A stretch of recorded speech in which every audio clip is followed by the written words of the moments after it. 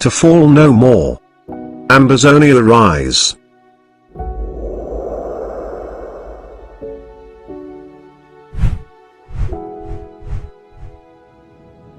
Dear Ambazonians on the home front and diaspora. Dear Ambazonia freedom fighters in the home front and in the diaspora. The Ethics Commission of the Federal Republic of Ambazonia is coming out to alert you that it is becoming more and more evident that the former British Southern Cameroons, aka Ambazonians, will soon emerge as the newest nation in the world. We are calling on all of us to start preparing to receive Ambazonia as parents prepare to receive their firstborn child. Malcolm X said, tomorrow belongs to those who prepare for it today. We are already very educated, talented, and very rich in natural resources. Do all this guarantee a safe and prosperous Ambazonia? The answer is an emphatic no. Theodore Roosevelt said, to educate a person in the mind but not in morals is to educate a menace in society.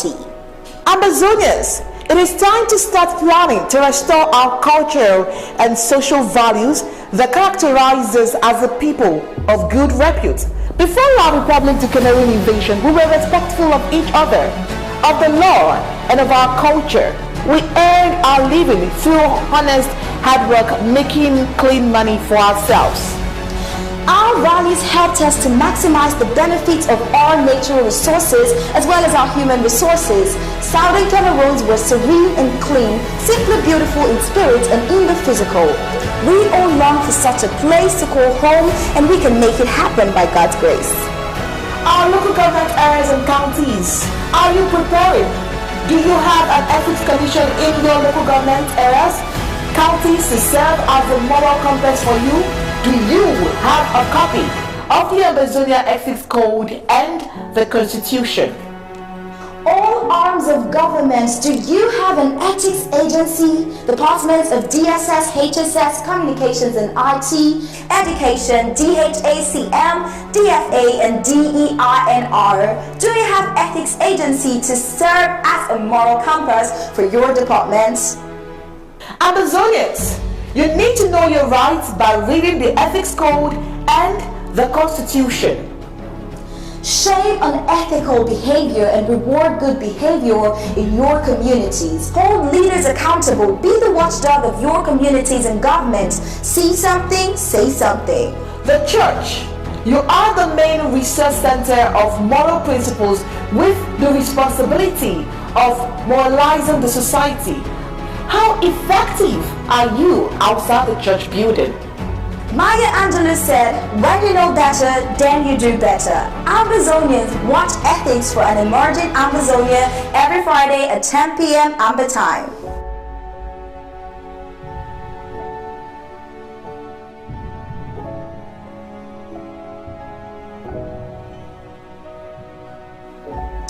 Exclusively on ABC Amba TV. Stay tuned.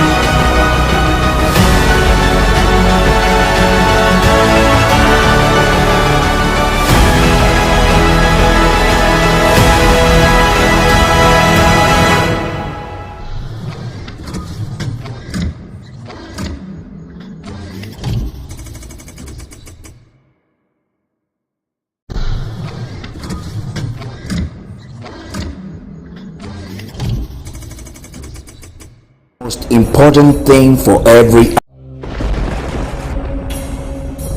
the number one most important thing for every Ambazonian to do right now is to draft and draft and draft. People of Ambazonia, draft.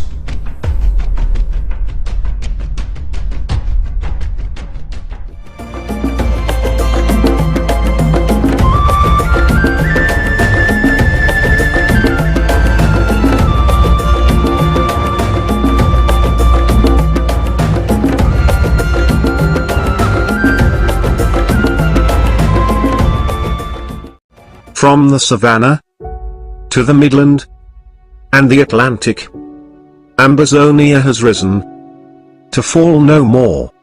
Ambazonia rise.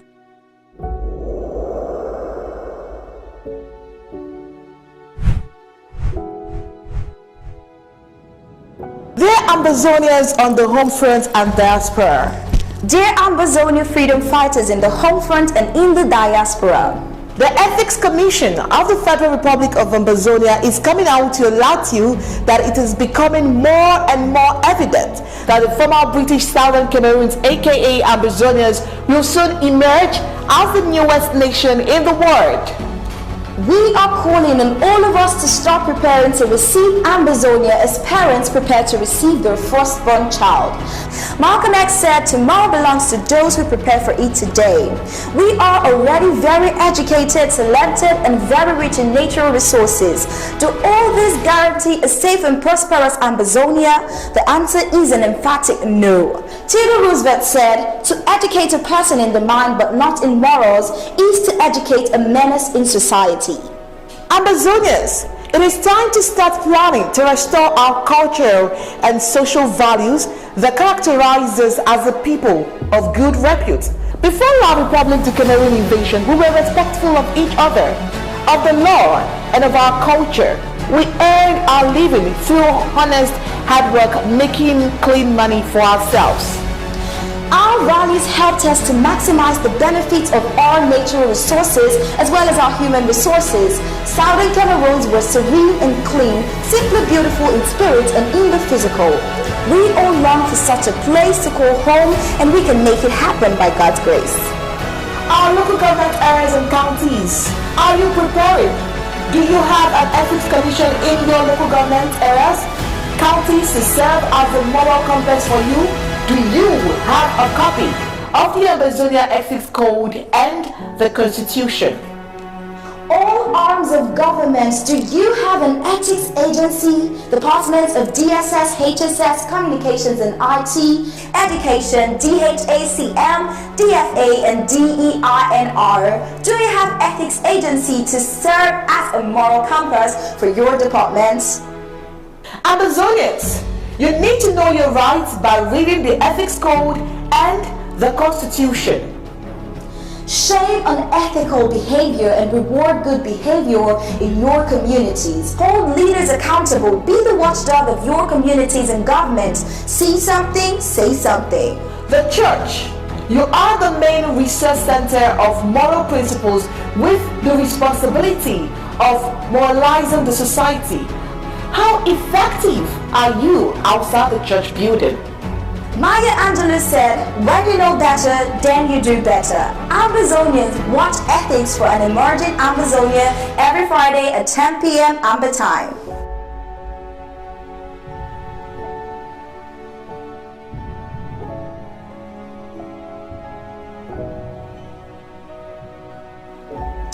Exclusively on ABC Amba TV. Stay tuned.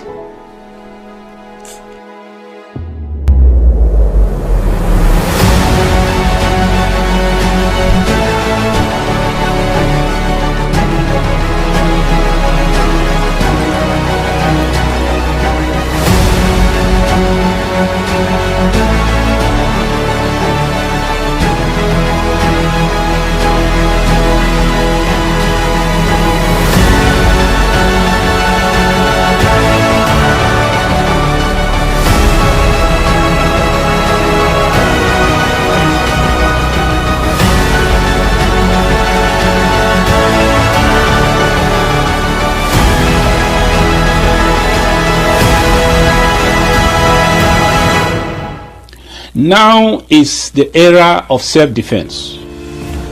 From effective personal self-defense to legitimate Ambazonia community protection programs to stop the wanton destruction of lives and our property in Ambazonia.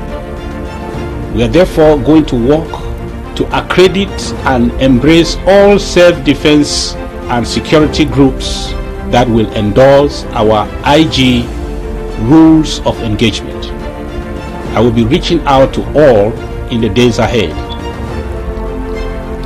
I hereby wish to extend an olive branch to all movements and our able activists in this struggle to bring in their best contributions on my table, and let's serve our great country now together more than ever before. I will be giving all Ambazonians a direct hotline to send in their suggestions. We need to fund the struggle now. Our brothers and sisters on ground zero are paying for the war with their blood.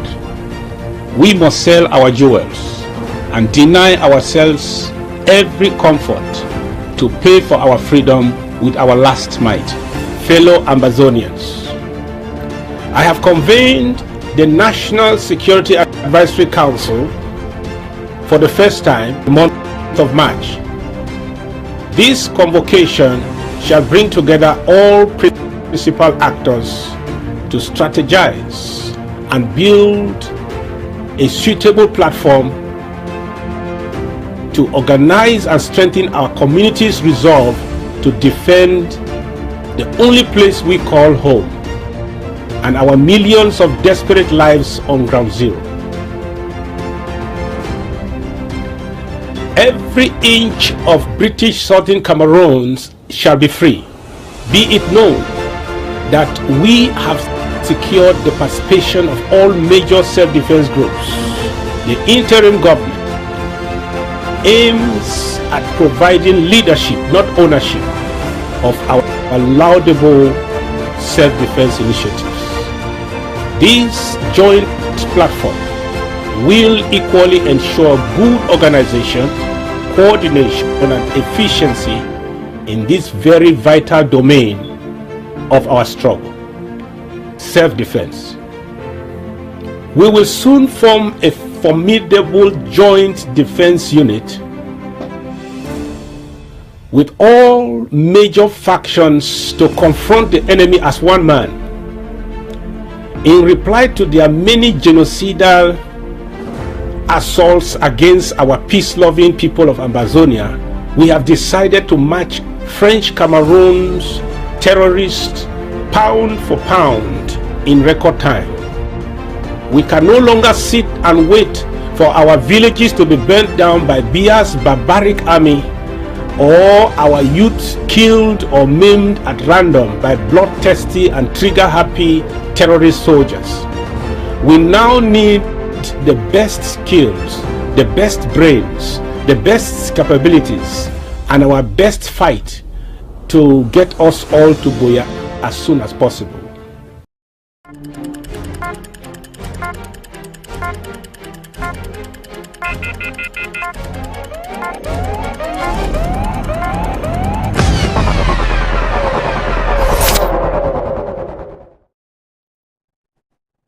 Alright, good evening, and this is Undaunted. But before we begin, let's get the introduction and executive summary.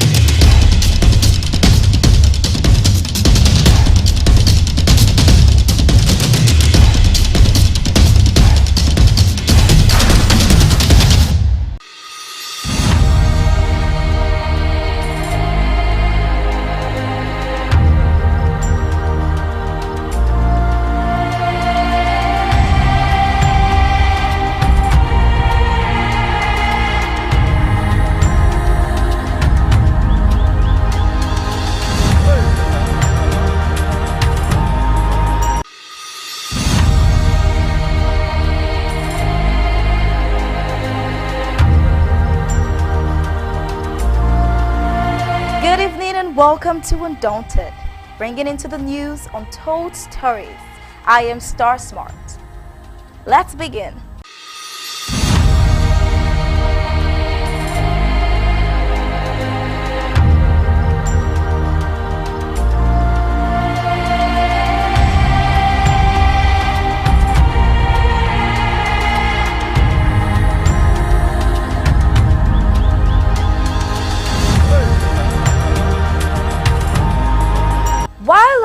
Republic du Cameroon doesn't seem to relent in her project to annihilate the peoples of Ambazonia and to seize their nation by force, the peoples of Ambazonia are standing their ground, demonstrating unwavering determination to kick the colonizers from their land.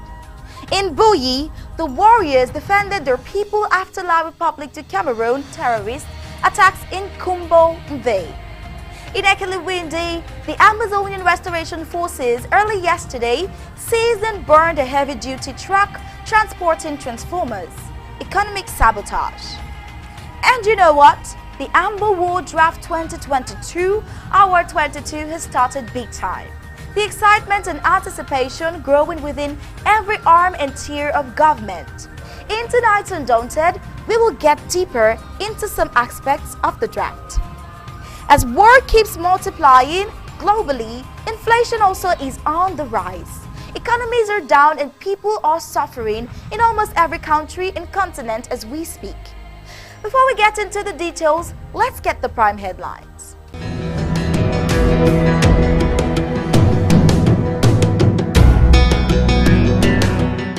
Prime headlines. Tibernas, speaking straight to the point, disappointed the Southern Cameroon's International Town Hall SCIT audience on Saturday. Werver Joseph again, his bogus claims and the Stuttgart outing processed. Ambazonia Restoration Forces early yesterday, Sunday, seized and burned a heavy-duty truck transporting transformers. Coup plotters in their confusion and frustration make shocking revelations backdoor. The Amba War Draft 2022, Hour 22 is here and Ambazonians are jeering to make it big. Blackleg Mr. Lukong Francis, after his 20th May march in Jakui, is no more. Who killed him only days after the 20th May march passed. 15 arrested bikers in Oku fear dead as others are undergoing torture. Inflation rakes the global economy. What's the possible fix? Nottingham Forest has been promoted to the English Premier League.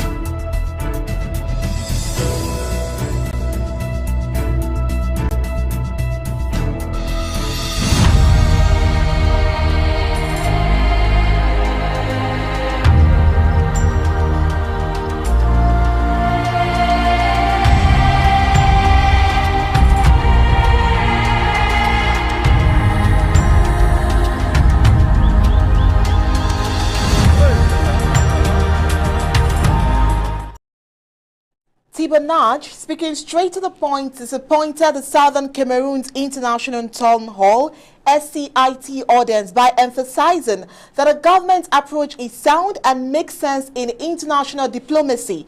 He said Ambazonians must unite in purpose even if there are many groups. That's where we'll begin Undaunted full briefings tonight. I am Onyi Opala, and as always, I'm here with Star Smart. Good evening, Star. Good evening, Onyi. Once again, good evening, fellow Ambazonians, ladies and gentlemen. Tibernas Peter Jr.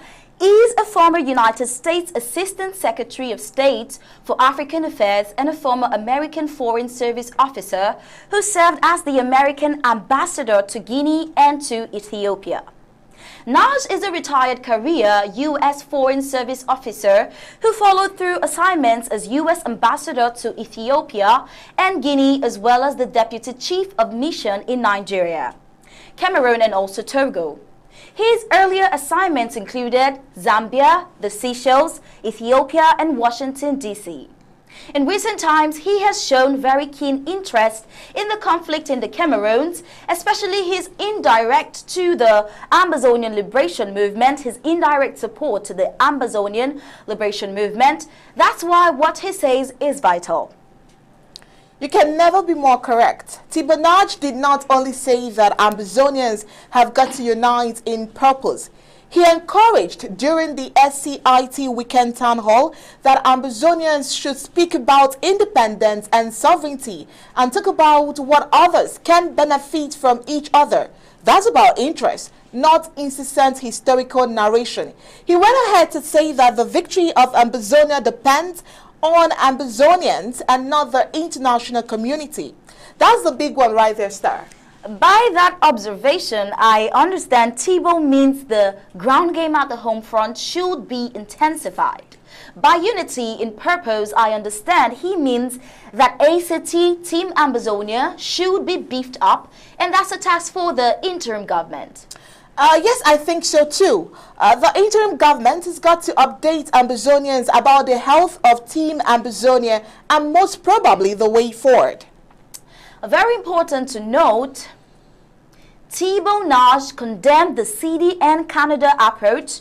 He said that it was just tourism to watch Lake Geneva.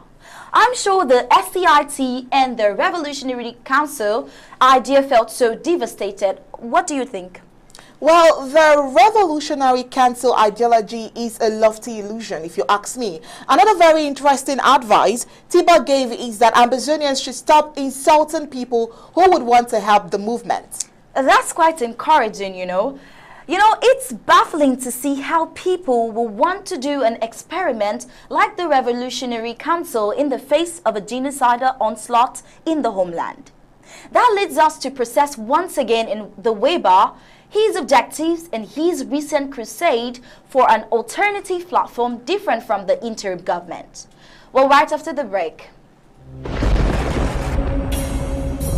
The number one most important thing for every Ambazonian to do right now is to draft. Draft and draft and draft. People of Ambazonia, draft.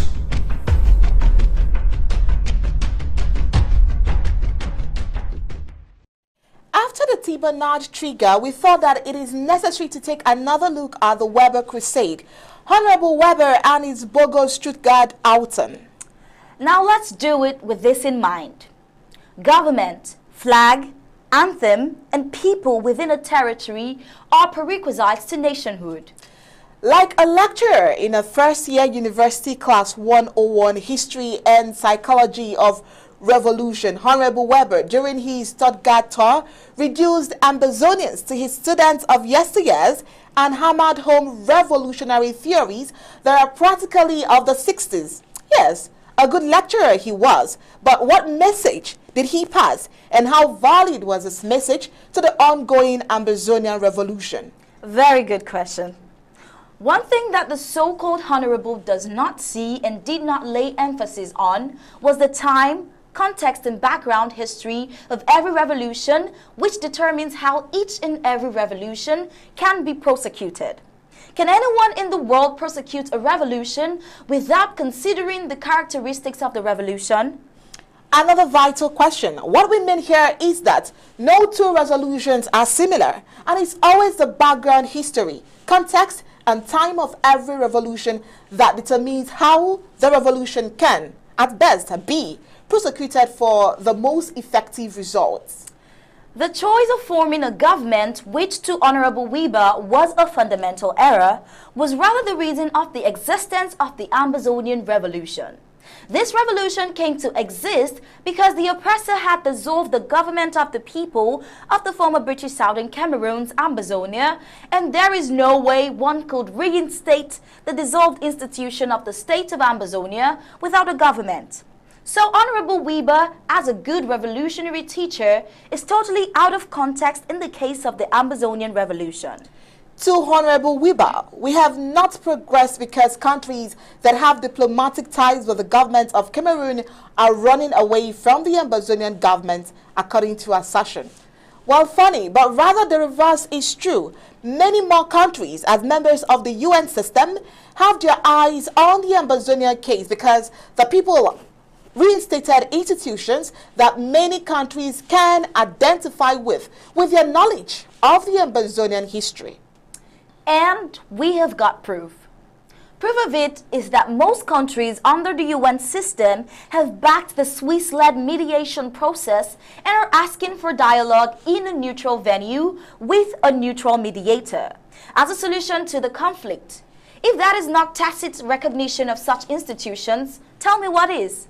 La République du Cameroon knows so well what it has been wrapped into, and that is why there is this internal struggle to destroy the interim government before any dialogue. Anybody who is not seeing this is simply unconsciously or consciously compromised.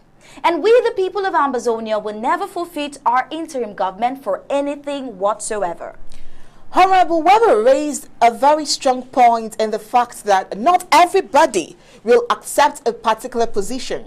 And in the same way, the Ambazonian interim government can never be accepted by all. And he is one of these anti-government individuals, as he so clearly declared. The interim government is equally not expecting all Ambazonians to adhere to it, but knows that the result will be for all of Ambazonia. It is equally surprising for Honorable Weber to raise issues of paying allegiance to the flag. I would love to ask him if he can show proof of anyone in the interim government who does not pay allegiance to the Ambazonian flag and anthem. Furthermore, in the event of a revolutionary committee to prosecute the revolution, will the people not be called to pay allegiance to that structure? That's a vital observation and question Weber hasn't satisfied in his lectures. Honorable Weber sounded so insolent and brought to play the picture of a teacher who he is in front of his students, the Ambazonian people, being the all-knowing on the subject of revolutions. The most disturbing aspect of Honorable Weber's outing was his ingratitude to the actors that have kept his revolution running for the past 5 years. He started so accusatory with little or no appreciation to the interim government for absolutely handling of the revolution so far. He did not provide any viable strategic plan, too much noise making. For Honorable Weber to qualify the interim government as some online grouping is show of bad faith, as even the Revolutionary Committee he thinks will best to prosecute the revolution will be created online. We think that Weber should be told that Ambazonians have long gone through diplomatic corridors both in the United States and the UK, and much water has gone under the bridge with many Congress resolutions and the TPS to the favor of the nation. For him not to be appreciative of such efforts and think that he will reinvent the wheel, observers think that he risks ending up in the bad books of the revolution. A concerned Ambazonian writing from Boyi County advises Honorable Weber. He says, and I quote, "Honorable Weber did a great job when a voice to speak for the people of former British Southern Cameroon in the La République du Cameroon Parliament was needed. It was a well-played role in the independence process and was highly appreciated by the people then. He remains in the books like a hero, but may risk tainting that image with outings of revolutionary theories that have no bearing with the practical reality of the struggle on the home front." To end it all up, he says, in quote, Honorable Weber is called to A. Come down from his I know it all high horse of revolutionary theories and come down to the practical realism on the ground. B. Get in touch with the leadership of his Jackery local government area and Boyi County and see how much he can rally funds and support the revolution at this practical stage so he can speak from there and impact his people. That was a good one right there, Onyi. I don't know, what do you think about it? Well, amazing. Of course, he's a lecturer. Weber has been schooled the right way. So he's not just the only one schooling, he's been schooled as well. All right about now, it's time for us to get commentaries and analysis. And yes, I've got my two favorites here to do the analysis this evening. Party King and Niger are here to air their thoughts and, of course, share their thought as well with you, Ambazonians. All right, Niger, I can see you. How are you doing today? Well, I can't hear you.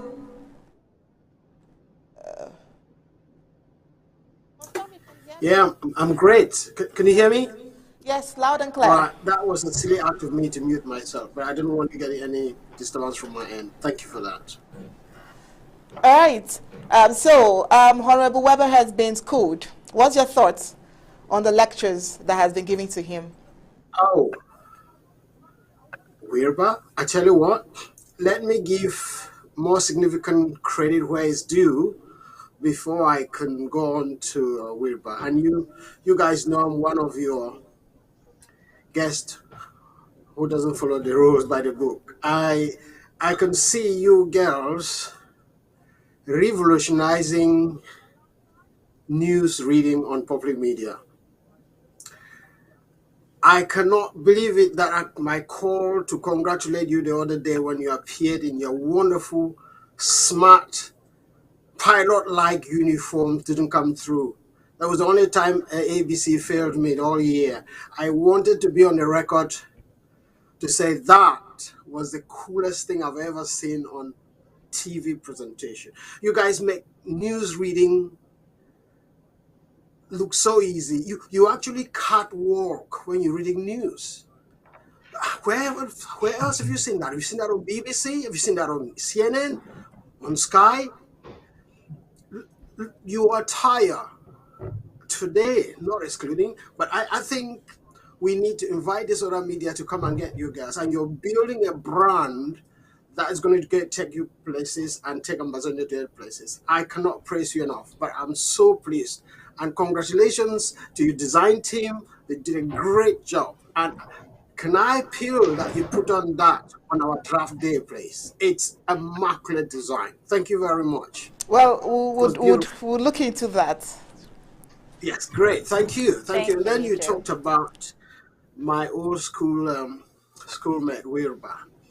I think to say anything on top of what you read out from the previous speakers will be wasting Amazonian Valley time on your TV airwaves. I think he played his role at the time that he played it, and gained his fame and made a name for himself at the point, which we appreciate. And if you look at the history of Amazonian from that moment on, he is on chapter 1. We cannot, well, not chapter 1, but one of the early chapters. And we cannot deny that. We cannot take that away from him. But one of the errors I think, if he is not careful, he's going to make is he's going to stain that record. He's going to burst the balloon. As the Englishman says, any comment he makes now, he's shooting himself on the foot. You can imagine holding a pistol and shooting your foot. That hurts double when you've done it yourself. So that's the only advice I'll give my former old schoolmate. We all went to school in Camden. And if I were him, or if he has a PR advisor, let him advise him to keep his comments to himself.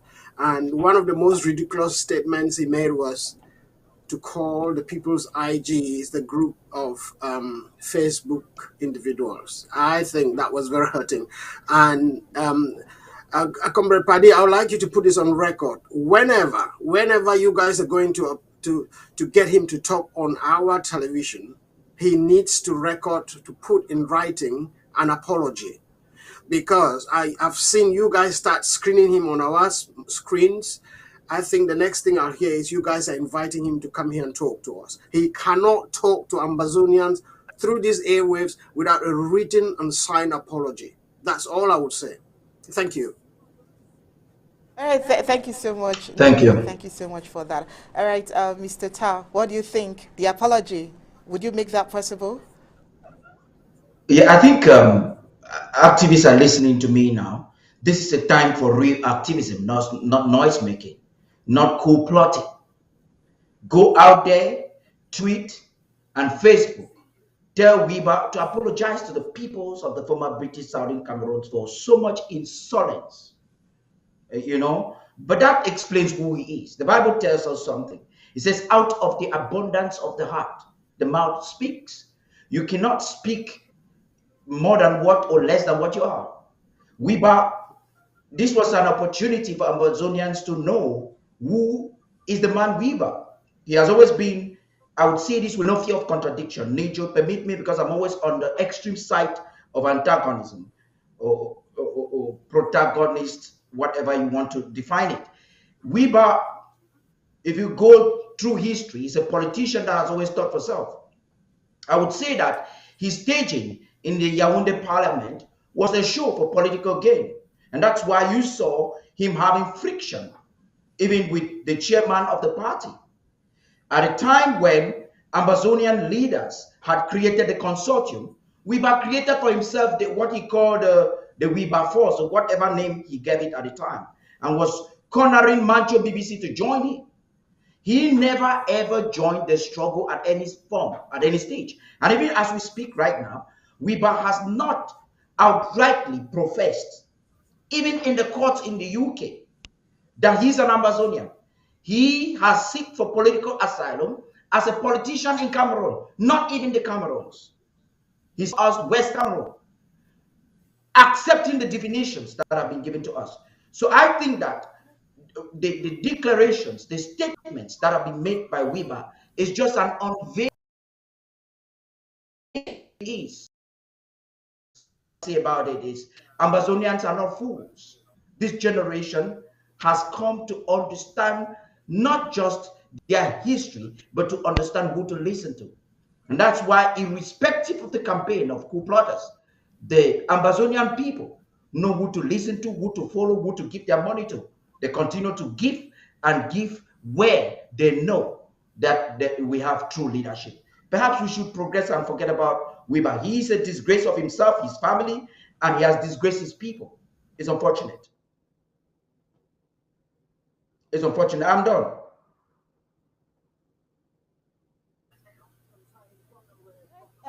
We'll definitely come back to you both.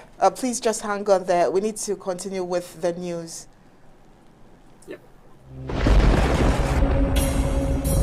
The number one most important thing for every Ambazonian to do right now is to draft. Draft and draft and draft. People of Ambazonia, draft.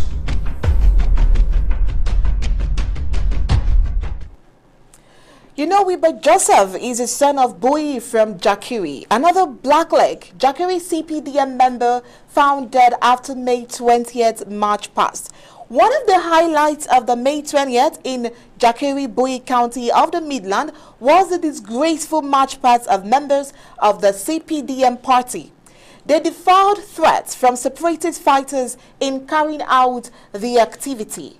And almost 8 days later, Mr. Lukong Francis, a former literature teacher at the government bilingual high school, Jakiri, was found dead.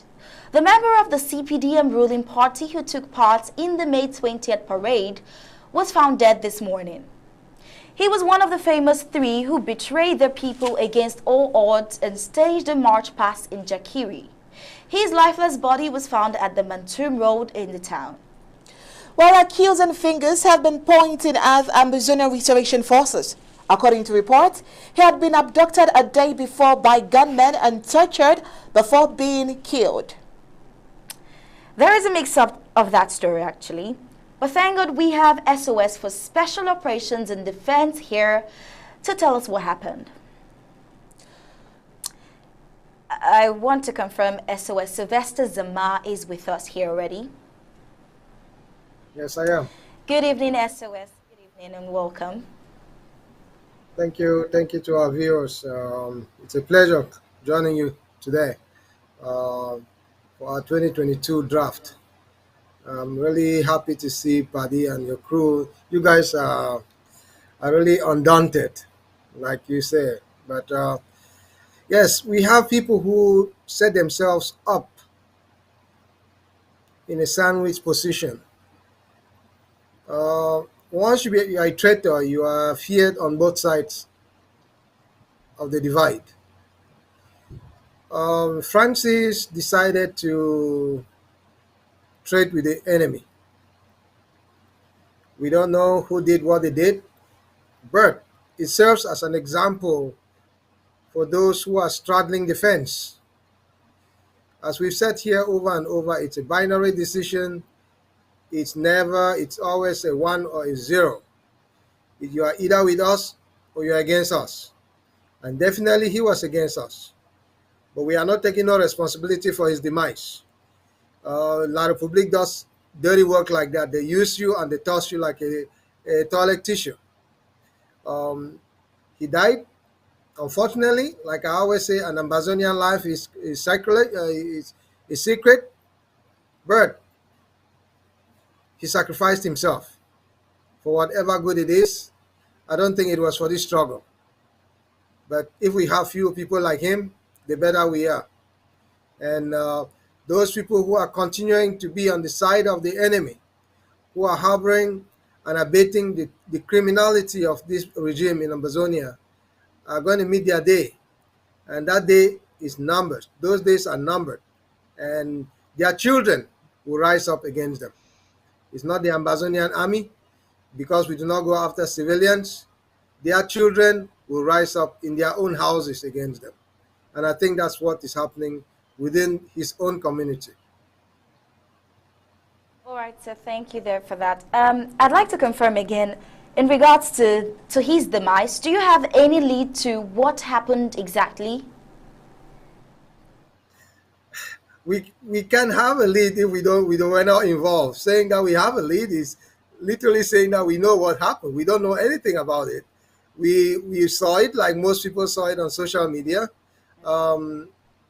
It's always easy. We see this bad scenario every time an Ambazonian mixes up themselves with La Republique, either joining force through ADF or joining forces in the Unity Force somewhere.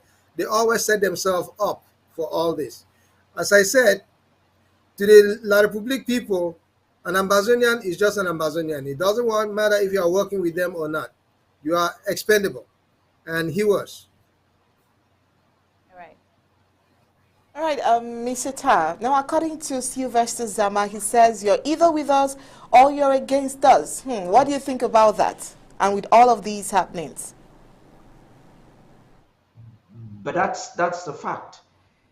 I like quoting scripture because, like I have said all the time, I'm a very proud Christian. The Bible also says, if you are not for us, then you are against us. And that's why, even as a Christian, there is nothing like there is no middle ground. Anybody trying to tell you anything middle ground is not Christianity, is religiosity. Now, on this particular issue, I will not even talk like SOS Ghana Zama. I would say it outrightly that Cameroon killed him. And of course, there's every evidence that Cameroon kills him.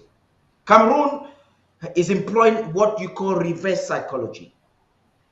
They knew that the interim government had ordered nobody to march on 20th May. They were aware that the people had largely boycotted the event. Now, because of greed, because every CPDM official that is a Southern Cameroonian is just a greedy fellow. There's no reason why you should support CPDM. It defies logic as an honest human. Any honest human does not be a member, especially as a Southern Cameroonian, cannot be a part of the CPDM. Now, a greedy individual, Mr. Lukom, found himself receiving money from Cameroon. And what is Cameroon trying to do? Is to turn, first of all, the community, the families of Mr. Lukom against our God-ordained liberation movement. Number two is to paint our color black in the international community. Because the interim government said nobody should go out, they have now paid Lukom, sent him out, killing, to paint the wrong image. But we are too big and we're too smart for that. We're telling the international community and the world that we know the killers of Mr. Lukom. And this should serve as an example or as a lesson for every black leg to follow. Avoid. Because the enemy, the devil comes to steal, to kill, and to destroy. That's what Cameroon comes to do at all times. They can never love you. Like Professor Bridget said during the conference, it says French Cameroon will never ever love Ambazonia. Get that straight. The Evis Ngolengoles and all the politicians, the prime minister in Yaoundé, get it straight. You are not loved. You're either there because they want to use you as a tissue paper. And when your value is no longer there, you'll be dumped into the toilet or killed like Mr. Lukom. Thank you. All right, we'll definitely come back to you both, but we need to continue with the news. The number one most important thing for every Ambazonian to do right now is to draft. Draft and draft and draft. People of Ambazonia, draft.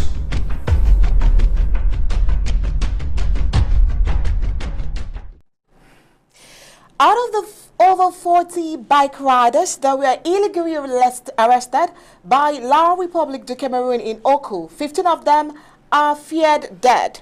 Others undergoing torture. We bring you the story again with a heavy heart. Reports say some 40 commercial bike riders who were arrested in Oku and taken to the Bamenda Central Prison are undergoing torture, with the possibility that some might have died in detention. Signs of torture were very visible on them. Some could be heard saying, "We are only bike riders wanting to bury our loved ones." A source who opted for anonymous told us this. As always, La République du Cameroon always fabricates reasons to justify the torture of Ambazonians. Soldiers arrested 40 bikers tagged terrorists on April 26 in Oku of Bui County and took them to the detention facility in Bamenda, where they are being held till date. We are told that the commercial bike riders were heading to their colleague's funeral when they were seized by the colonial military and bonded out of Bui County. You won't imagine this, Onyi.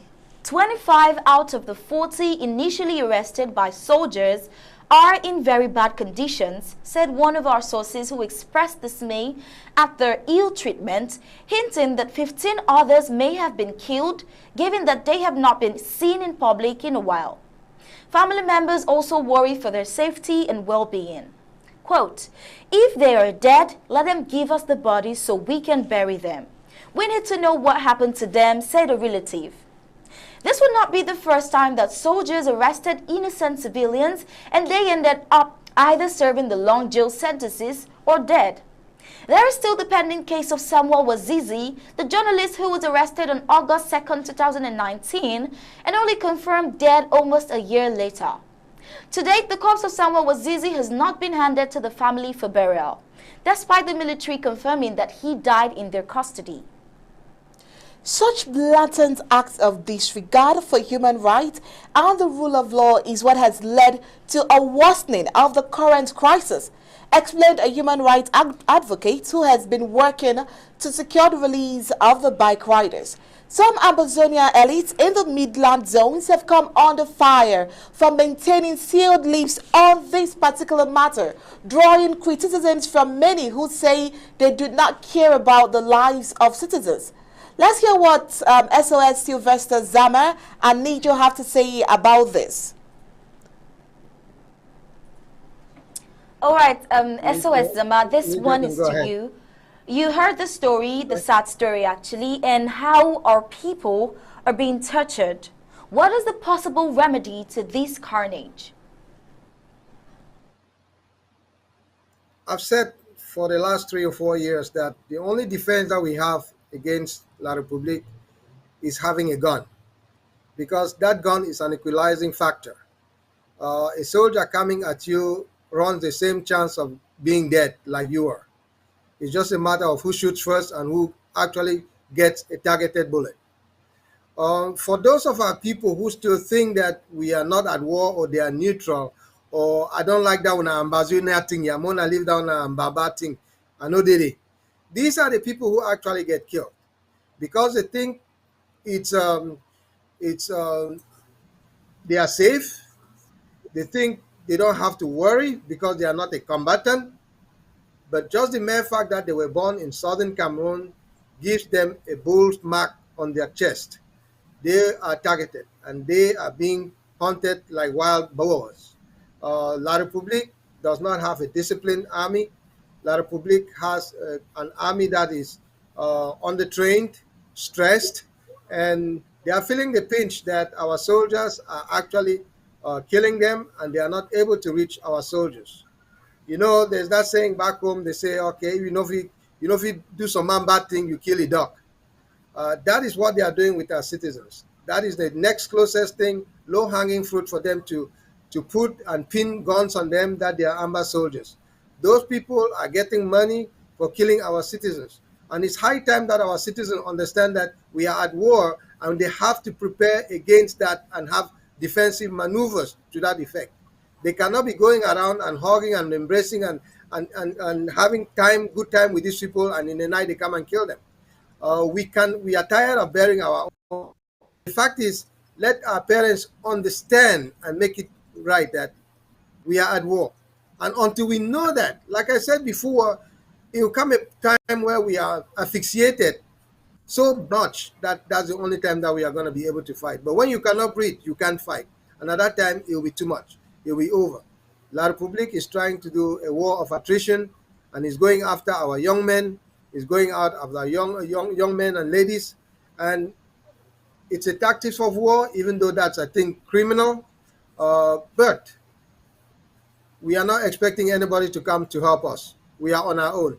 And that's why we are asking to recruit every man, woman who can stand up and give us information, intelligence, fighting force, logistics.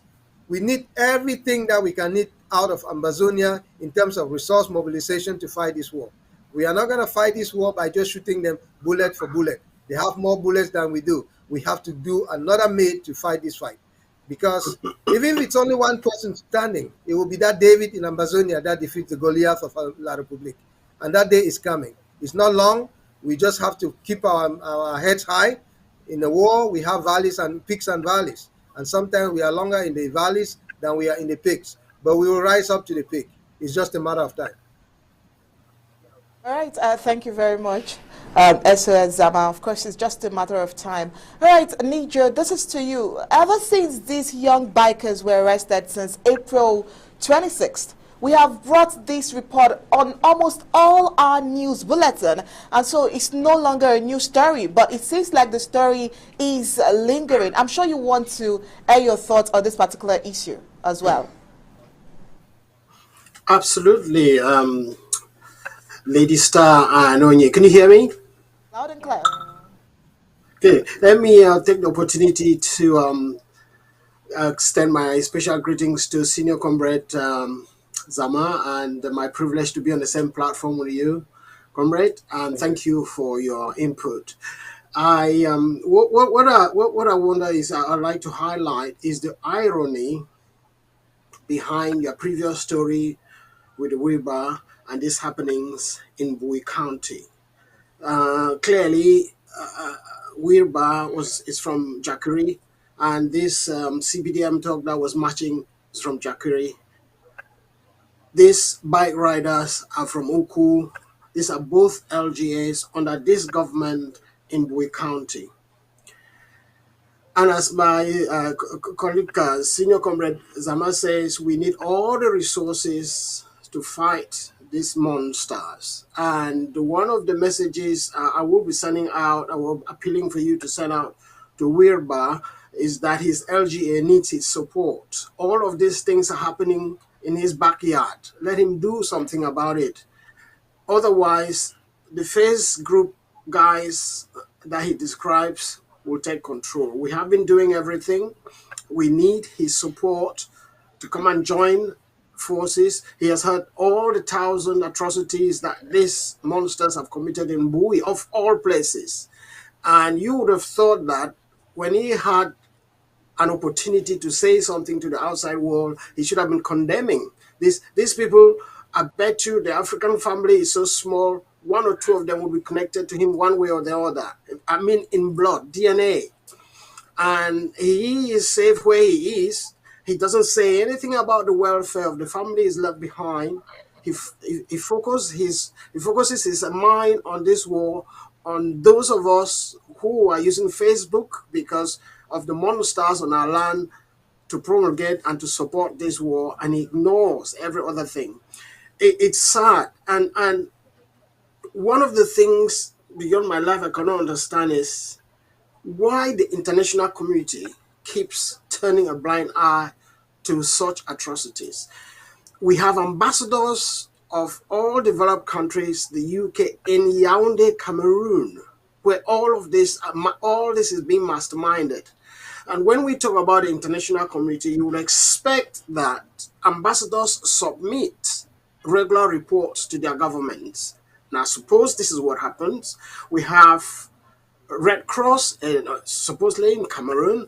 We have these organizations that are there, and all these atrocities, the government in Yaoundé plans and The colonial administrators in the regions execute this, and these organizations, these embassies get this information and sit on it. It's sad and unbelievable that in this world you actually have ambassadors who get paid for staying there to represent the interests of the local people, and they let these things happen. It's sad. All I can say is we have got to a point where there is no return. And are we going to do this whether the some other parties like that of Wilbur accept it or not? We will do everything. As my comrade said, we need everybody, man, woman, to join us and support us one way or the other. If you don't have money, you have food to give our fighters, we appreciate that. If you don't have food to give our fighters, but you can tell us where these monsters are hiding in our land, you tell us when you see them passing, you get a number, you see them in a truck going through the bush roads, let somebody know and we will get them out. This is the kind of resource we need. Not everybody needs to have money, but we can all bring our heads and our minds together and do things differently. And this is all I'm going to say. Thank you for the opportunity. But the number one target is these atrocities are countless, they're limitless. This is just one of several. Garbu, Bali, Pinyin. Now, before that, there have been many more in Kumba. So this is a situation, and the only way to stop this is to get these monsters out of our land. Thank you. All right, thank you very much. We'll get on with the news now. If I may add.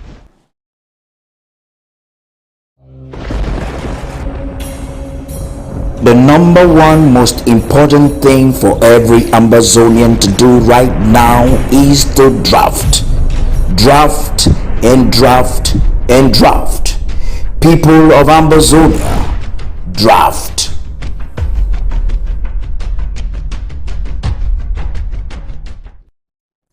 It is the draft's reason. It is the draft season. Draft number 3 for Ambazonia. This is the year christened Award 22, and we're already basking in the ambience of it. But I think it is important for us to get to the basics and explain to Ambazonians what the draft initiative really is.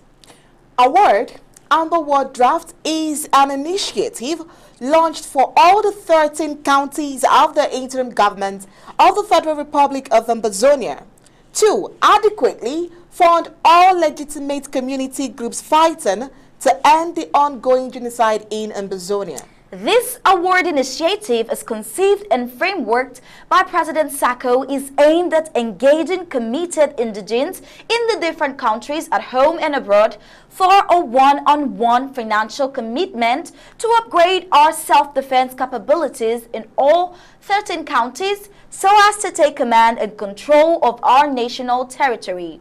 Every year, it keeps evolving. We have seen a remarkable evolution. Lavish Term 3, 1, 2, and 3. Operation Fire for Fire, which aims at consolidating our individual resolve to finish the assignment of our generation. Statehood restoration of the Federal Republic of Ambazonia. The Presidency, the Directorate for Resource Mobilization at the Presidency of the Federal Republic of Ambazonia, and our 13 county Managed National Treasury shall assist in the promotion and management of this program in all 13 counties so as to ensure maximum results and utmost transparency. All 13 county administrations, all 61 local government area executives, and all NSC mobilization at the Presidency of the Federal Republic of Ambazonia. 100% of the resources generated through the award initiatives are at the disposal of our county government for the management of county activities at the home front. The federal government, under the leadership of President Sacco, remains the overseer and guarantor of this initiative. Let posterity count Let posterity count each and every one of us as part of this noble patriotic operation to be a free motherland, Ambazonia. Now, let's hear from Nijo and SOS Zama once again. Hello, Nijo. Hello, Lady Star. I'm here. Okay, tell us, how is your department handling the preparations towards this big event of World 22? And do you now have a date for this pre-launch? Thank you. Your prelogue, they had everything, every piece of information that I need to give out. But I must start by appreciating your input, the ABC input onto all of this. The education, the advertisements you're doing are great. Please carry on. And as you say, it's a brainchild of our CIC. Dr. Sako started this 2020. And each time we talk about award, I have gratitude, endless gratitude. The Ambazonians who drafted in 2020, we have not thanked them enough. Then they drafted again in 2021. We still not thank them enough, because guess what? We're aiming to thank them from the mountaintop, from Ambazonia, from Boya, when we get there. And that's why this year, despite the instability, despite the shaken foundations, we launched the National Emergency Fund Drive early this year. Successful, you know the figures. We're now into the draft season, as you've said rightly.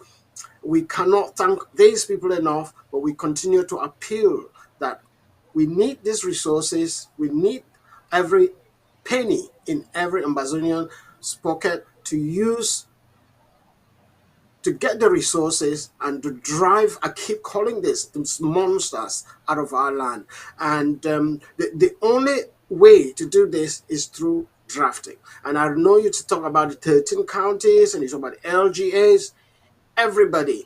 Now, whether in the diaspora or at home, and from our previous conversation, those on the home front can contribute financially, or they can contribute in kind, or just their intelligence. This is all geared towards the war. But for those Amazonians in the diaspora, the appeal centers around finances and their contribution, their moral support, their ideas, sharing their ideas. And because they belong to all other sectors, we are appealing on those who have ideas about how to get fighting equipment onto home front to join us, and through your LGAs we can get these guys out of our place. Sorry if I'm taking longer, but that's all I can say. Thank you very much. Thank you. And I can, please, you have another question, ask me.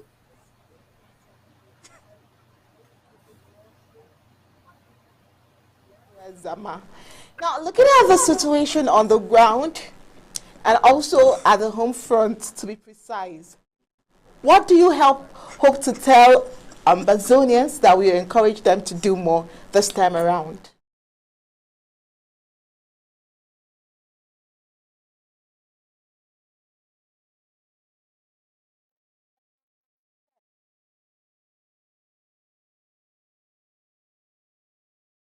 Please, SOS Zama, please check your sound.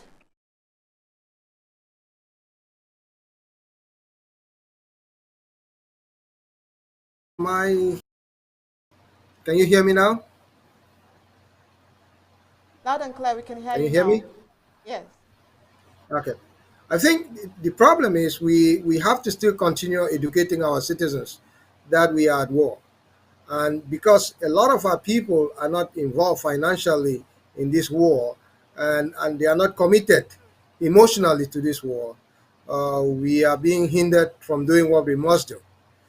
Some of our people are still sitting on the fence, like I said earlier, but in this war, we are asking for every faction in this war to do their part.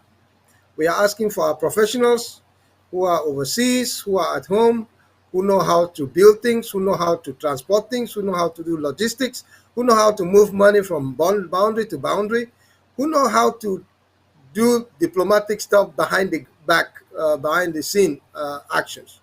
We need every person with all their skills and attributes that they have. The interim government is not all knowing. We are still seeking help. We are a nascent organization that is trying to bring to Ambazonia what we have to bear. But at the end of the day, we are still lacking in a lot of stuff because the whole population is not being recruited to fight this fight. We are asking for everybody, even those who are on the ground. For those of you who are sitting, like Nijo said, intelligence is very crucial. The more intelligent and timely intelligence we have, we can react to those. Unlike your phone is a very good tool. You can snap those pictures. You can call somebody. You can call your neighbor, inform them that this thing is happening so that we know where the enemy is, so that we can clear our citizens from that area. We know the enemy is always going after the low hanging fruits, after our mothers, our parents, and our young children. Um, it's rather pitiful, but that's the strategy they've decided to use. And I want to inform everybody that nobody is going to come for us. There is no Salvation Army coming to save Amazonia. We can see in the case of Zaire, Zaire has had the most brutal and most bloodiest war since World War II going on up till today. About 6 million Zaireans have been killed. And if we add going back to Leopold, it's about 15 to 16 million that have been killed. The Jews, 6 million of them were killed, and we are talking about the 70 years, 80 years after. We have these Africans who are being killed, who are being slaughtered, and nobody cares. The fact is, anything that happens in Africa should be reflected on all of us. And especially in Amazonia, I'm asking everybody to do their part because this is a time that you have to have each other's back. It's not only the soldiers, it's not only the parents, those parents who are there now without children because the barbarians have killed them. You have to look after them. We have all these single mothers and fathers out there who need help. So go to this neighborhood, ask them, even if you have to split wood, even if you have to do help them to farm, to feed them, that's great. We have to mobilize everything to mobilize our people that this is war, and this war requires every ounce of our energy to get rid of the enemy. Because there is no risk, there's no time that we're going to be friends with these people. They said your enemy today is always going to be your enemy tomorrow. Thank you so much for that contribution. I believe Onyi has a bit more questions to ask. All right, now my question goes to Nijo. Now, Nijo, please tell us, how is your department handling the preparation towards these big events? I mean, the award 22, and how do you now, or do you now have a date for this award pre-launch? Yeah, thank you, Anya. Yes, we had looked at a draft calendar for the 13 counties, and what we are at the moment is the launch. Traditionally, we launch the nationwide draft so that every county participates on that opening day before we go to the individual counties. So we are at a point where, as we advertised in your previous editions, we were meant to have launched on the 28th of May, but due to a lack of infrastructure or incomplete processing of infrastructure, due to delays, bureaucratic delays, we've moved that forward. So as things stand, the hope is that come Saturday, we will be doing a nation launch. A nation launch means every one of us, every Ambazonian, either in government or just is involved in this movement in one way or the other, pledges to say, this is how much I am going to support my LGA this year, my county this year with this amount of money. We put that on record. And of course, we announce it and we make what you can term a budget. We come out with a big budget that we'll be targeting to raise. So that's in terms of the global picture. But as individual LGAs and individual counties, the appeal is for all leaders in the local government areas to raise awareness, to make sure that every Ambazonian in their LGA is aware that this is what we're doing at the moment. So phone calls, text messages, particularly those who have drafted before, we've got their names and we've got their certificates. And one of the things we think is that if they have their certificates for the previous two draft sessions, that can act as an incentive to get them to draft the third time. So we've got these certificates ready, and we just need the list from their various leaders. This certificates to them to, of course, dispatch to those who drafted. The last thing I would also directorate is that we are forming what you call a resource mobilization forum, which is a forum that has resource mobilizers from every LGA. So that if we go to Mesa, my county, there are 7 LGAs. We would expect 7 representatives from each of those LGAs so that everybody is taking care of their local government area. And we would also have a county resource mobilizer who will be their coordinator. That will replicate in all the other 13 counties. And say, so we would have every LGA has, just we have in the National Treasury with counties sending their representatives to the National Treasury. We want every LGA to have a representative in the resource mobilization directorate, so we can sit down and coordinate and put the data together and put the figures, and of course keep you guys on the press updated regularly once the figures start coming in, because it will be, it's a big harvest thing for Ambazonia. People will be expected to know what the figures are at what time, so we don't want to sit on that information, and the more hands, then the lighter the work is. That's the sort of preparation we're doing so far. So as I mentioned earlier, the delay was due to bureaucracy, not on our part, but we depend on external features like the banks, and the banks are a bit, 1 or 2 of them are a bit hesitant to approve us because of the issues we have around our structures at the moment. But as long as you provide the right documentation, this thing will be done despite the delay. So fingers crossed, all will be done by Saturday. And I hope that answers your question. Otherwise, I'm happy to clarify further. All right. Thank you. Thank you very much. Thank you so much. That does answer it. And we indeed anticipate Award 22. Like you requested us to look in our pilot uniform, a funny one, but we would try our best to get in that uniform on the said Saturday you mentioned. We'll move on with the news now. That will make my day. Yeah, that will make my day. I'll need that on there. Thank you. That was beautiful. All right. We'll move on with the news now.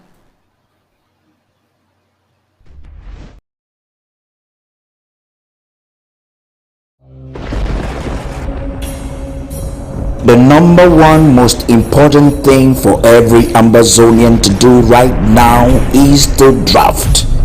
Draft and draft and draft. People of Ambazonia, draft.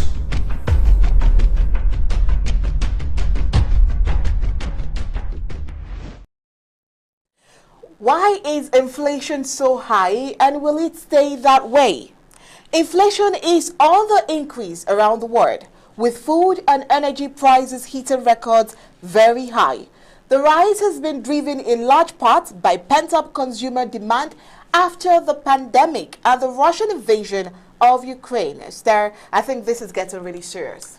Yes, indeed. Inflation is rising, and the prospect of a cost of living crisis looms for many people across the world. April saw a CPI Consumer Price Index increase of 8.3%, while U.S. inflation has stayed at a 40-year high. Driven by food and energy costs in the wake of the COVID-19 pandemic, inflation has been exacerbated by the Russian invasion of Ukraine. The monthly food price index from the UN's Food and Agriculture Organization, FAO, which tracks prices of globally traded food commodities, reported an increase of 12.6% between February and March to reach the highest level since its inception in 1990. The FAO's cereal price index rose by an even greater amount, 17.9%, over the period, reflecting a surge in global prices of wheat and coarse grains, largely due to export disruptions from Ukraine, one of the world's largest wheat exporters. Vladimir Putin's invasion of Ukraine has also caused oil prices that were already high due to pent-up consumer demand post-COVID-19 to soar over $110 a barrel, as many Western countries imposed crippling sanctions on Russia in retaliation. USB chief economist Paul Donovan, author of The Truth About Inflation, explains why inflation is so high and discusses whether it has yet peaked. Where is today's inflation coming from? The current spike in inflation is described by Donovan as historical, but he says it won't last at these levels for much longer. It has been provoked by the extraordinary demand for goods in 2021 as countries emerged from lockdowns, shops opened, and people were able to go out and buy stuff with money saved during weeks of economic inactivity. Let's look at demand and supply. We got this extraordinary surge in demand for goods, and that has pushed off inflation, because we did actually also see an extraordinary surge in supply of goods. But the demand for goods was so unusual, it overwhelmed the supply, and when demand is greater than supply, you either get shortages or you get price increases. What we had was a mixture of both, but some of that surge in demand pushed up prices. Now that started to fade because, of course, by the end of last year, in a number of countries, consumers' stock of savings had disappeared, so the demand was coming down. We've still got some of that inflation pressure there, but it's on its way out. If you look, for example, at television prices in the US or elsewhere, they were rising last year and are now falling. They've now actually got negative inflation, so we've started to see a correction, but there's still enough of its lingering effect that add into inflation. What about oil prices? The price of a barrel of crude oil has consequences for things like food, FS, petrol, etc. because all of these are reliant on fuel. You don't pour a barrel of crude oil into the tank of your car, but we do pay for food, for petrol, FS, and so on, which are reliant on fuel. These are commodities plus an awful lot of labor, and in the case of food, an extraordinary amount of labor. In a developed economy, only about 15 to 20% of what we spend on food is actually going on food.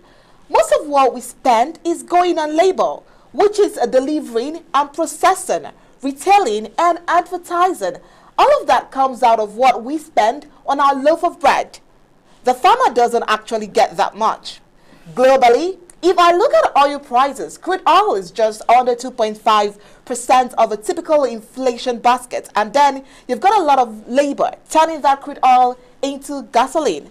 However, if the crude oil prices goes up by 100%, that will add just under 2.5% to your headline inflation rate, and that's pretty much what's going on at the moment. You know, we can't talk about global inflation without looking at the consequences of the war. With that, I mean the war in Ukraine. The demand-driven inflation was starting to fade until the war in Ukraine wreaked economic havoc. There's all sorts of humanitarian consequences of the war, which are very tragic, but there's also an economic consequences, and that is that although Russia is not actually that significant as an economy, it's significant in commodities. This has led to higher commodity prices, partly because there have been constraints on supply, either because the planting season for crops in Ukraine has been limited or because companies are less willing to purchase Russian oil, for example, but also because there's a risk. It's not just that you're seeing prices go up because supply today is constrained. Prices are also going up over concerns the war will disrupt future supply. The result of this increase in commodity prices has fed through to inflation. The answer is, what's the fix? And the answer would be, that's the critical question right there, Onyi. The best thing governments can do, say, Donovan, is nothing. The best things government can do, Donovan says, is nothing. In as much as governments really can't change the oil prices, central bankers can suddenly change the price of wheat and other commodities. Part of the price and inflation story is already naturally coming down, and other factors like the impact of the Ukraine war on food and fuel prices are beyond the scope of influence from most governments, he adds. However, it's a different question when it comes to whether government should try and mitigate the consequences of higher inflation. There are things they can do. They can either look at benefits that are being paid to try and help people for higher prices, or where something is being taxed. Oil, for example, is often taxed, so some governments may feel they could temporarily lower the tax on it or reduce sales taxes on other products to try and make life a little bit more affordable. So there are things that governments can do to mitigate the impact on the cost of living in the short term, even if they can't change oil supply and demand. If we're talking over the next 10 years, then yes, of course, governments can encourage investments in renewable energy and so on. But in the short term, there is a limit to what government can do to offset prices increase. The number one most important thing for every Ambazonian to do right now is to draft. Draft and draft and draft. People of Ambazonia, draft.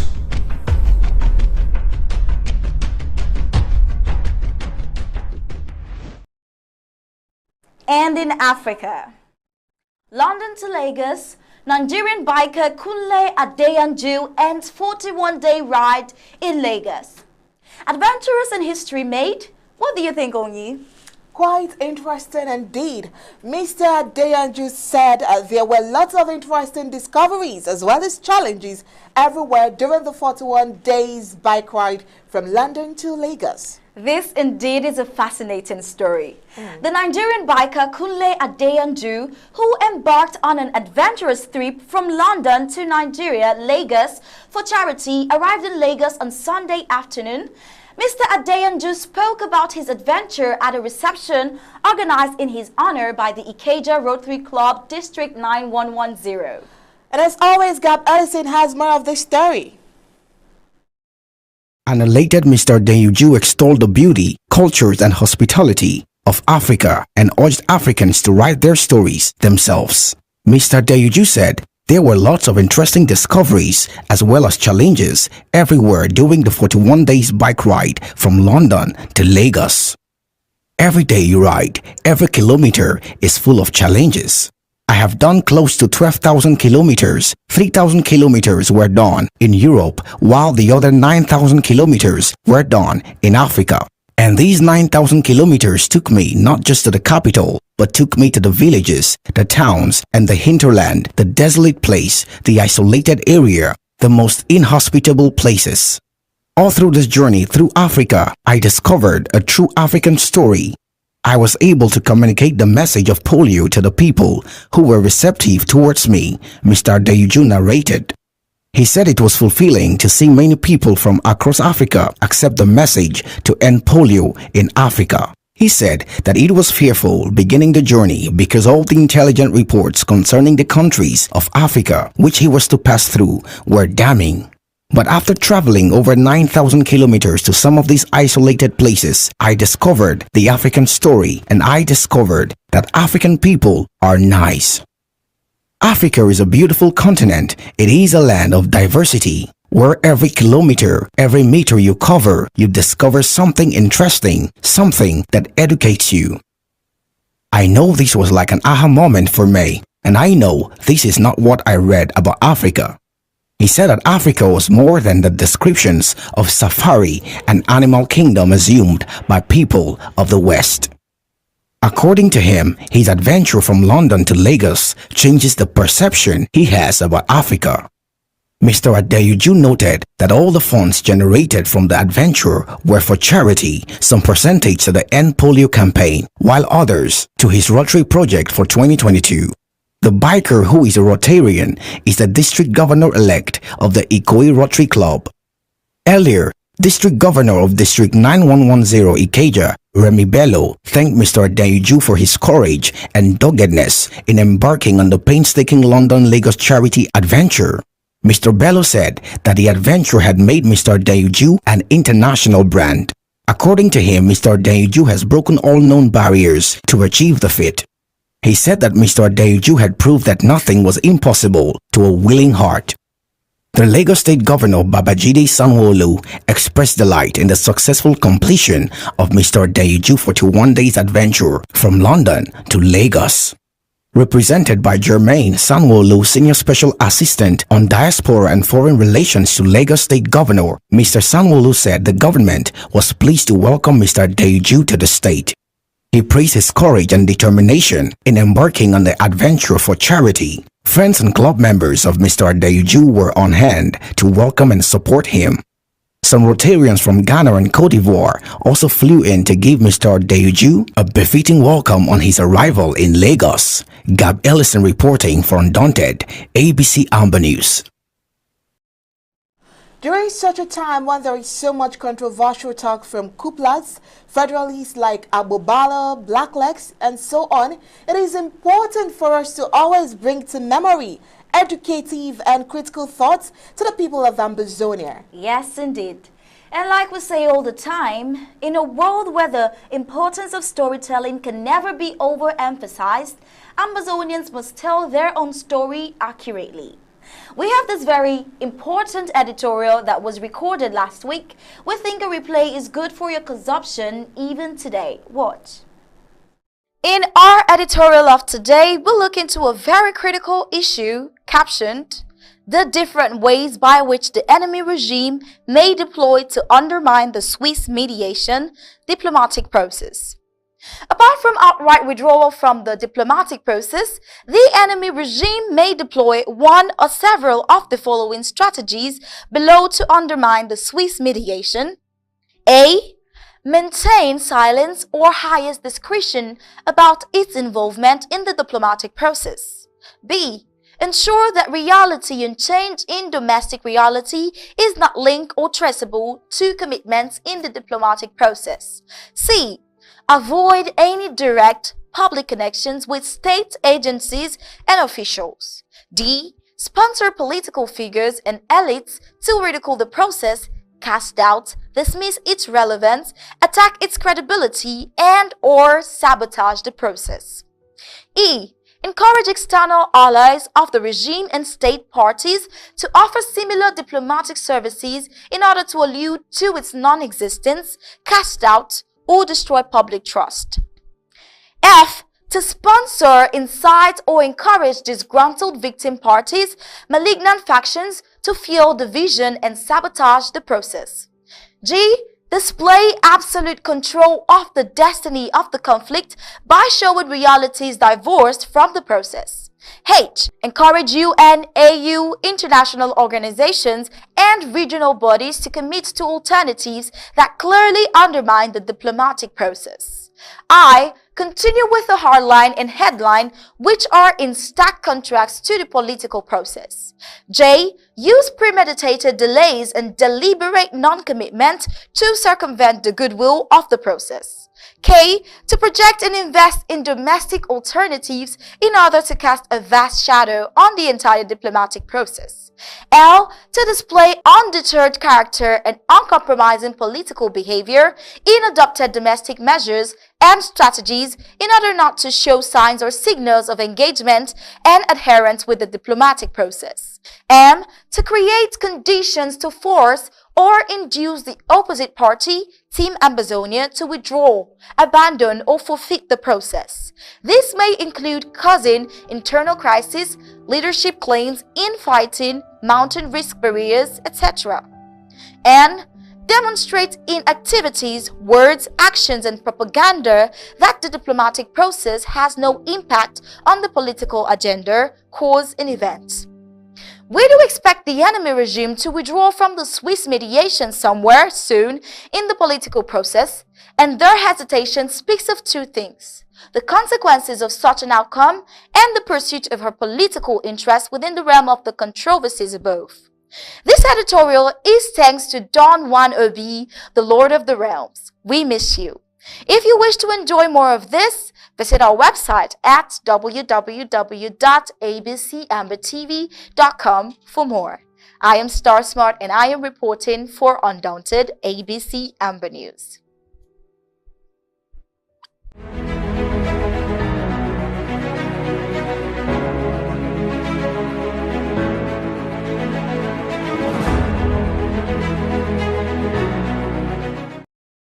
And now to sports.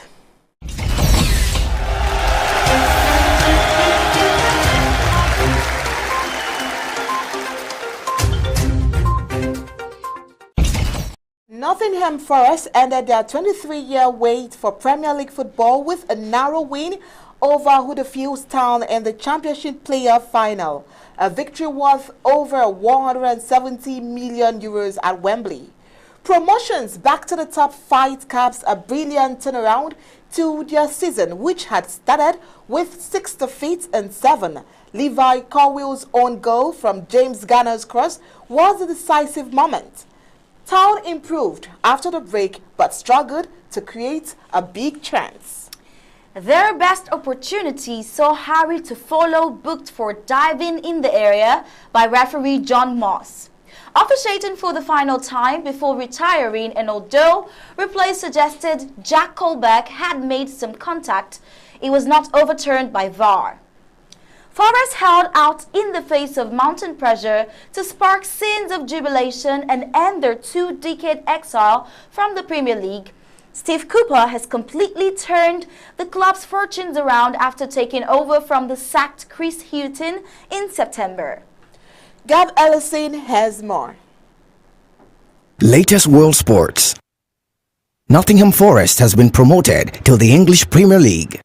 Nottingham Forest ended their 23-year wait for Premier League football with a narrow win over Huddersfield Town in the Championship playoff final, a victory worth about £170 million at Wembley.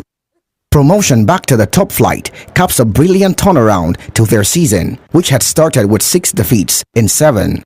Levi Colwill's own goal from James Garner's cross was the decisive moment.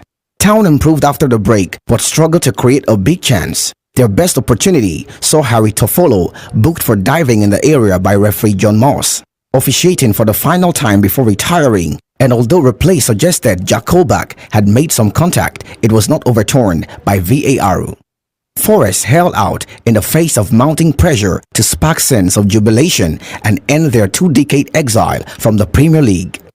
Steve Cooper has completely turned the club's fortunes around after taking over from the sacked Chris Hughton in September. Ralph Rangnick will not take up consultancy role at Manchester United. The former interim manager Ralph Rangnick will not take up his 2-year consultancy role at Manchester United. The 63-year-old German will instead concentrate on his new job in charge of Austria. The consultancy role was agreed as part of Rangnick's arrival at Old Trafford in December. He was replaced by Erik ten Hag at the end of the season. Asked this week about Rangnick's likely input, ten Hag said the decision was United's. Rangnick confirmed the news at his unveiling as Australian manager on Sunday. A United statement read, "By mutual agreement, Ralph will now focus solely on his new role as manager of the Austrian national team and will not therefore be taking up a consultancy role at Old Trafford." Rangnick was appointed by United until the end of the season, taking over after Ole Gunnar's sacking. Man United won only 38% of their games under Rangnick, the worst win percentage of any United manager in the Premier League era and the club's worst for 50 years. They qualified for the Europa League by finishing 6th in the table. French Open. Novak Djokovic on the quarterfinal in Paris. Defending champion Novak Djokovic set up a potential French Open quarterfinal against longtime rival Rafael Nadal by moving up a gear to beat Argentine 15th seed Diego Schwartzman. Top seed Djokovic produced his best level so far at Roland Garros to win 6-1, 6-3, 6-3 in the 4th round match. The 35-year-old Serb defended well to save 7 of 8 break points while taking 6 of his 11 chances.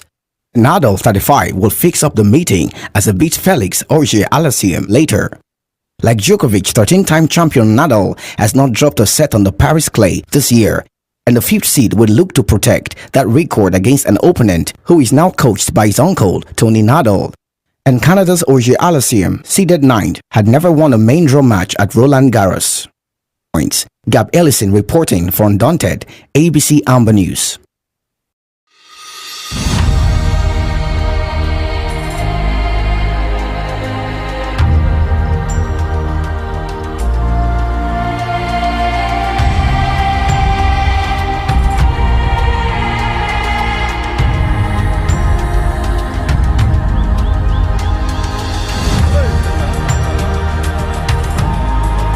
And with that sports reports, we've come to the end of tonight's Undaunted. But before we go, here's a recap of our major stories. T. Bernard, speaking straight to the point, disappointed the Southern Cameroon's International Town Hall SCIT audience on Saturday. Weber Joseph again, his bogus claims and the Stuttgart outing processed. Amazonian Restoration Forces early yesterday Sunday seized and burned a heavy-duty truck transporting transformers. Coup plotters, in their confusion and frustration, make shocking revelations backdoor. The Amba War Draft 2022, Award 22 is here and Amazonians are gearing to make it big. Black leg Mr. Lukong Francis after his 20th May March in Jakiri is no more. Who killed him only days after the 20th May March passed. 15 arrested bikers in Oko feared dead as others are undergoing torture. Inflation wrecks the global economy. What's the possible fix? Nottingham Forest has been promoted to the English Premier League.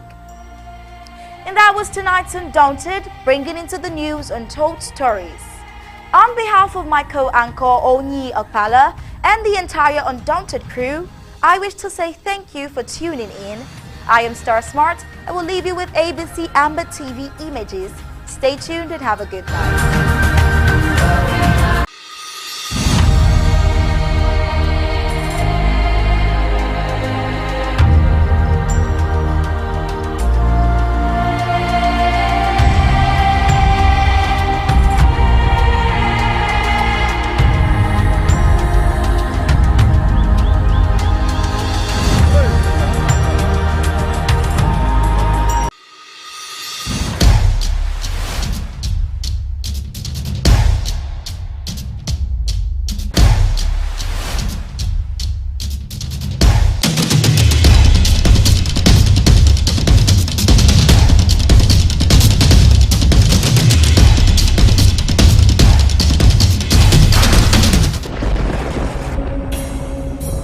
The number one most important thing for every Ambazonian to do right now is to draft. Draft and draft and draft. People of Ambazonia, draft.